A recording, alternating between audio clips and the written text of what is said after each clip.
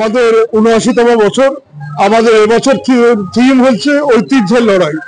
আমাদের পশ্চিমবাংলা যে বিলুপ্ত ঐতিহ্য, যেমন ধরুন আমাদের চা বাগান রয়েছে, ইমামবাড়া রয়েছে, আমাদের এখানে বাউল গান রয়েছে, হাওড়া ব্রিজ রয়েছে, এইগুলো হচ্ছে বাংলার ঐতিহ্য। ঐতিহ্য আমাদের মডার্নাইজেশনের জন্য আজকে দেশে আমাদের যারা নতুন প্রজন্ম তারা যাতে পুরনো ঐতিহ্যটাকে না ভুলে, সেই কারণে আমাদের এই প্রচেষ্টা। প্রচুরই আমরা আমাদের পুজো বলতে একটা লড়াই, এই লড়াইকে তারা যেন আমাদের সাথে সামিল হন।